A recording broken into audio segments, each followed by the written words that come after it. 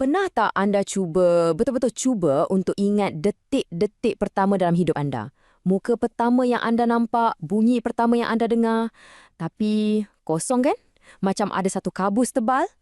Ini adalah satu misteri yang kita semua kongsi. Dan hari ini, kita akan siasat kenapa memori terawal kita ni seolah-olah hilang ditelan zaman. Cuba fikirkan, anda belajar begitu banyak benda penting masa tu. Langkah pertama, perkataan pertama, pelukan pertama. Semua tu membentuk siapa kita hari ni. Sepatutnya semua tu ada tersimpan kan? Tapi kenapa bila kita cuba imbas kembali, ia rasa macam satu halaman kosong dalam buku cerita hidup kita? Soalan ni, walaupun sangat peribadi, sebenarnya dialami oleh hampir semua orang. Rupa-rupanya sains ada nama khas untuk fenomena ni, amnesia infantil.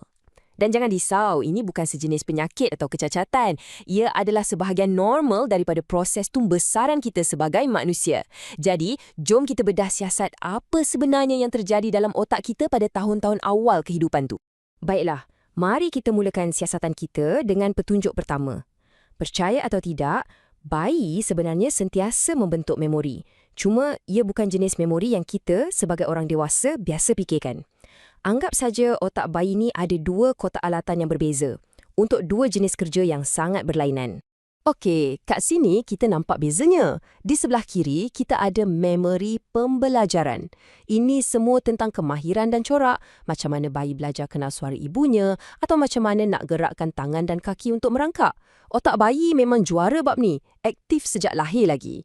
Tapi di sebelah kanan, kita ada memori cerita. Inilah memori yang kita selalu cari-cari. Ia tentang peristiwa spesifik. Siapa, apa, di mana dan bila. Ia adalah memori yang ada saya sebagai watak utama. Dan jenis memori inilah yang ambil masa sikit untuk berkembang. Dan inilah nombor ajaibnya. Secara purata, memori cerita kita yang paling awal sekali yang boleh kita ingat adalah dari umur sekitar 3,5 tahun.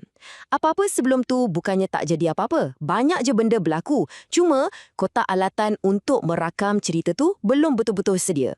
Itulah sebabnya, bab-bab awal dalam buku hidup kita tu nampak kosong. Sekarang, kita akan gali lebih dalam lagi. Kita akan masuk ke dalam otak bayi itu sendiri. Cuba bayangkan otak bayi ni macam sebuah perpustakaan yang sangat besar. Tapi, perpustakaan ni tengah melalui proses pengubahsuaian besar-besaran dan semuanya berlaku dengan sangat pantas. Setiap perpustakaan yang bagus perlukan pustakawan yang cekap kan?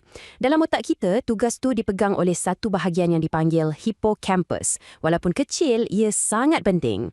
Ia bertindak macam pustakawan memori kita. Dialah yang tolong susun, simpan dan yang paling penting, tolong kita cari semula semua buku kenangan berbentuk cerita yang kita ada. Di sinilah kuncinya. Idea sains moden mencadangkan yang masalah utama amnesia infantil ni bukanlah sebab otak bayi tak boleh menyimpan memori. Dia boleh simpan. Isu sebenarnya adalah pada proses mencari semula memori tu bertahun-tahun kemudian, selepas seluruh perpustakaan otak tu dah dirombak sepenuhnya. Mari kita fahamkan metafora ni. Bayangkan setiap pengalaman baru bayi adalah sebuah buku yang diletakkan di atas rak. Okey? Tapi pada masa yang sama, perpustakaan otak tu tengah berkembang dengan sangat pesat. Rak-rak dialihkan, bilik-bilik baru ditambah, sistem penyusunan diubah. Jadi, bertahun-tahun kemudian, bila kita dah besar, kita cuba cari balik buku lama tu. Buku tu mungkin masih ada kat mana-mana dalam perpustakaan tu. Tapi peta lama yang kita ada, dah tak boleh pakai. Laluan ke sana, dah hilang. Memori tu wujud, tapi kita dah tak boleh akses. Semua ini membawa kita kepada satu konsep pertukaran yang sangat penting. Otak bayi yang sentiasa diubah suai, ini menjadikannya sangat fleksibel. Inilah sebabnya bayi boleh belajar bahasa dan macam-macam kemahiran baru dengan sangat cepat. Tapi, harga yang perlu dibayar untuk fleksibiliti yang tinggi ini ialah kestabilan memori yang rendah. Pertumbuhan pesat ni menyukarkan pembentukan kenangan jangka panjang yang betul-betul kukuh. Jadi, bila agaknya keadaan ni mula berubah? Macam mana kita akhirnya belajar untuk mengingati? Nah, ini adalah bahagian terakhir dalam teka-teki kita. Kita akan lihat bagaimana mengingati itu sebenarnya satu kemahiran yang kita bina dan pelajari, bukannya sesuatu yang datang macam tu je. Untuk membina sebuah memori cerita yang tahan lama, seorang kanak-kanak perlu kuasai alatan bercerita ni. Pertama, dia perlukan bahasa untuk bagi label pada pengalaman. Kita pergi taman, saya makan aiskrim. Kemudian, dia perlukan kesedaran diri yang stabil untuk jadi watak utama dalam cerita tu. Dia juga perlu faham konsep masa, semalam, tadi, nanti untuk cipta latar. Akhir sekali, dia perlu belajar menyusun semua ni jadi satu plot yang ada permulaan, pertengahan dan pengakhiran. Dan di sinilah orang sekeliling kita memainkan peranan yang sangat besar. Bila ibu bapa atau penjaga tanya soalan macam, ingat tak masa kita pergi zoo hari tu? Mereka bukan sekadar mengimbau kenangan. Mereka sebenarnya sedang mengajar anak-anak cara untuk membina sebuah cerita. Cara nak susun pengalaman, cara nak ingat butiran penting dan cara nak jadikan ia sebuah memori yang bermakna. Jadi mengingat ini sebenarnya adalah satu kemahiran sosial. Ini mesti buat kita terfikir kan? Habis tu, macam mana dengan memori-memori sama yang kita rasa kita ada tu? Mungkin ingatan masa hari jadi pertama atau kenangan duduk dalam buaian. Adakah semua tu benar-benar ingatan kita yang asli? Sebenarnya, kebanyakan memori terawal kita adalah hasil pembinaan semula. Otak kita ni pencerita yang sangat kreatif tau. Ia akan ambil sepihan-sepihan maklumat, mungkin dari sekeping gambar lama atau cerita yang mak kita selalu ulang-ulang dan kemudian ia akan isi tempat-tempat kosong tu dengan imajinasi untuk cipta satu naratif yang lengkap. Ia terasa sangat nyata walaupun sebenarnya ia adalah gabungan fakta dan rekaan.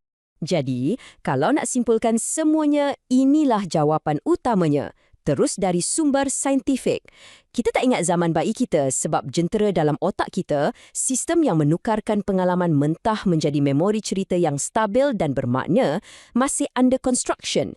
Ia macam kita cuba bina sebuah rumah, tapi tak cukup lagi perkakasnya. Ini meninggalkan kita dengan satu pemikiran terakhir yang agak mendalam. Kalau asas kepada kisah hidup kita sebenarnya dibina daripada cerita orang lain, gambar-gambar dan imajinasi kita sendiri, ia menimbulkan satu persoalan yang menarik.